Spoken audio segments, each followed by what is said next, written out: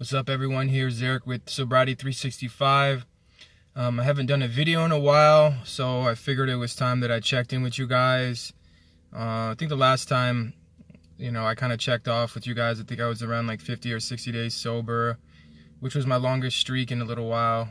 I unfortunately relapsed on that, and I think I made a video about that already, but I'm checking in. So that was around like maybe May, June. We're at the end of the summer now. It's about to be September here.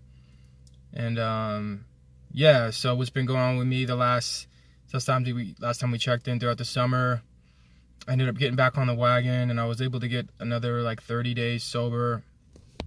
But that was followed by a relapse and then another couple weeks. And when I did get that 30 days sober again, I think that was through most of July.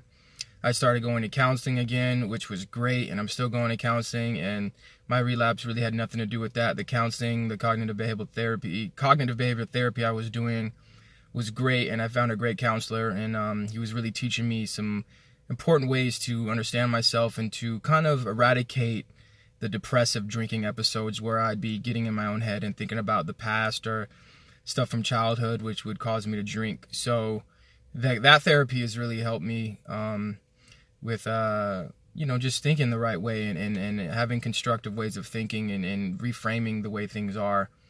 If you have issues, with some of your thoughts and things, I would suggest doing that.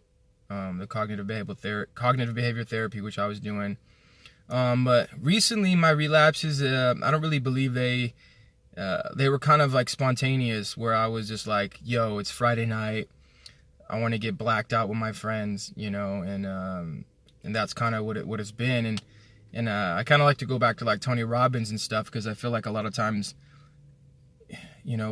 obviously outwardly I know that I shouldn't be drinking. I know all the damage and stuff it causes, but somewhere still in my brain I'm thinking that it's going to be fun. And there is something, the reality is, guys, there is something you get out of drinking, like some people can get blacked out drunk every now and then, and it doesn't affect their life, and they never are thinking like I'm thinking. But for me, alcohol it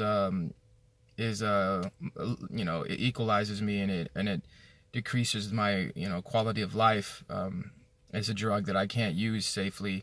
Marijuana, I could smoke that, and it doesn't really ever have any effect on me. It's not like something that takes over. I can smoke it, take it, or leave it. But for me, my struggle, ever since I realized, I remember my first sip of alcohol when I was like, the first time I ever got drunk, I think I was like 17 at a party, and my first experience was awesome because I was with these, beautiful like 22-year-old chicks, and I was only like 17, and I ended up sleeping with one of the girls, sleeping in her bed or whatever, with like the most beautiful girl there.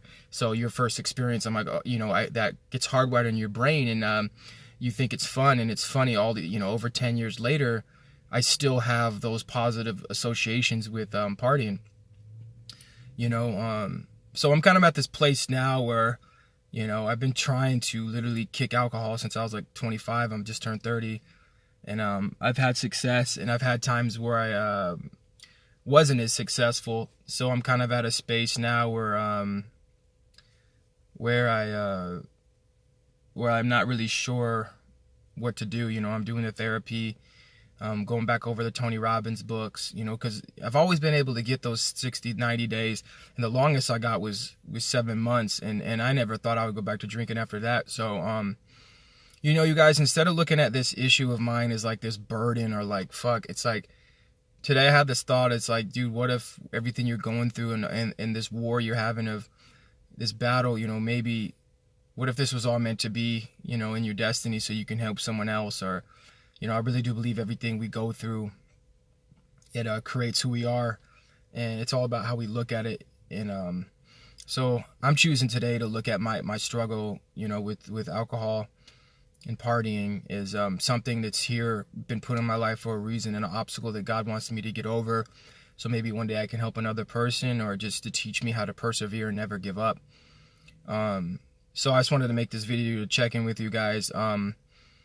My thing is now, it's all about just the day by day, the week by week, and I always just look back whenever I think I'm messing up or messed up. It's like, okay, what caused this? And you got to make certain changes in your life or you're always going to get the same thing. So for me, it's like, okay, I started going to counseling. I even tried starting to go to church again.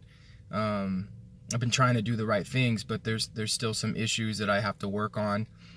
And I think every time I do relapse on drinking, it's because I get my head in this space lots of times where I'm just like in my head thinking, just stuff like fuck my life, fuck the world, man. Like none of this makes sense. And I get in these really unhealthy states of mind.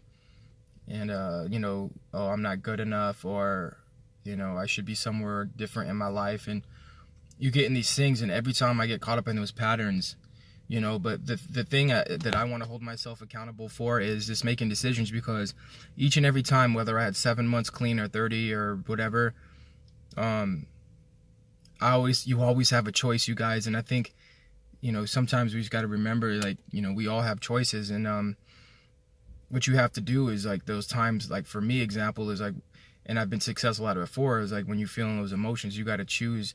And that's the cognitive behavior therapy, is choosing that, no, like, I am enough, I am good enough, there is meaning in my life. And when you choose that, you'll notice that you'll be doing better. But damn, you guys, I got to tell you, it's like, whenever you're trying to break away, what happens is, in this party life or just friends in general, you get these crew of friends, and once it's hard to let go of those friendships because you got love for those people. But those friendships for both parties, sometimes maybe just for one side, like, they're toxic, and they lead you to drinking, and they're your drinking and party friends. They're not really your real friends. And I feel like I'm kind of caught up in that now. And it's like, and then some of my close, good friends that are good friends, some of them have substance abuse issues too. And we both recognize that. So it's like, it's tough, but, I'm here, you guys, to make this video today. It's like, the last 2 weeks I've relapsed on the weekend and got drunk and stuff like that. And was smoking weed every night, and even used a little bit of some party drugs a little bit, and which I'm instead of shaming myself for it, I'm understanding, like, at the end of the day, I was just trying to escape. It's not about feeling bad about yourself for what you did. The reality, there's a reason you did it. Your body only likes to do things that cause you pleasure. Of course, those things cause you pain later, but I was just trying to escape. And drugs and alcohol and marijuana, like, whatever, all those things will fucking help you escape. But and I'm not even necessarily against all of those things. I'm against all of those things when you're using them to escape and you're not doing the work you need to do. Like, I know people who have fulfilling lives, and sometimes they get turned up or they experiment with drugs or different, like, things just for an experiment, not because they want to, their lives, they're not happy with their lives. And to me, that's different. I don't, so, and obviously there's certain levels of drugs that, like, will destroy you, obviously, which I've never touched those, but, and even those people have reasons for doing that, but, I do know one thing is that, you can't, these things, it's not about feeling sorry for yourself. It's, you stay optimistic and like, all right, well, I did that for a reason, but it's still not good. It's not a good idea for me to do that.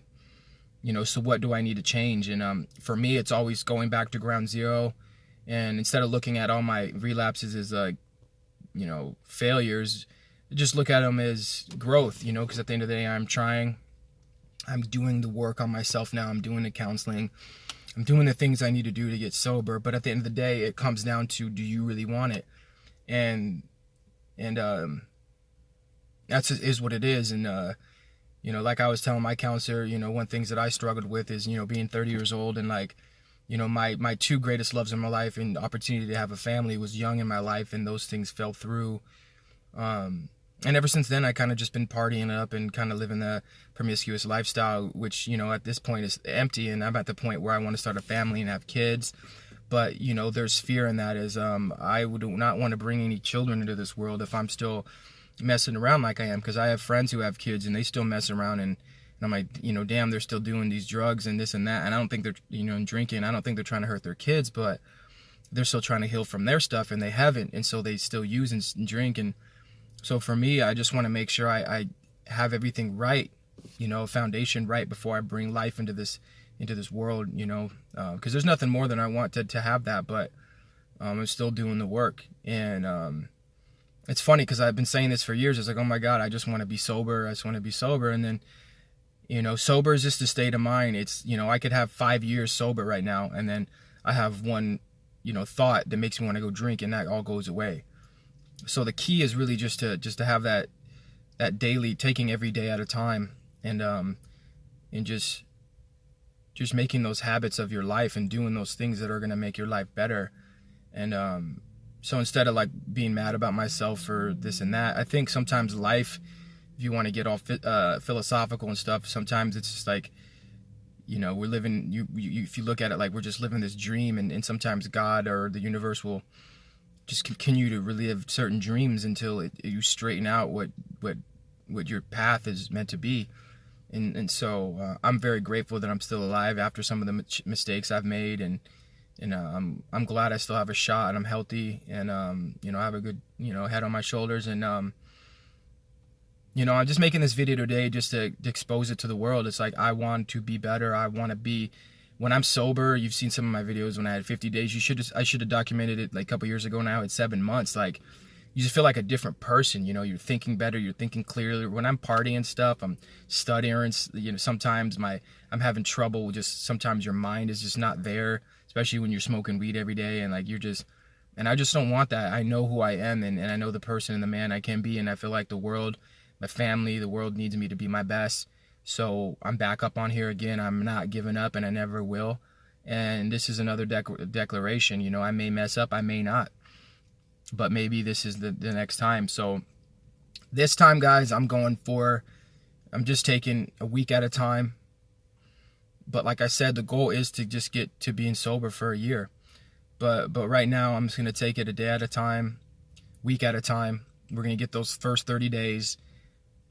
It's not so much that I can't get 30, 90. I want to just like deal with what's inside and have my mind right. So, I don't even have to count the days. Like, you shouldn't even have to count the days. You know what I mean?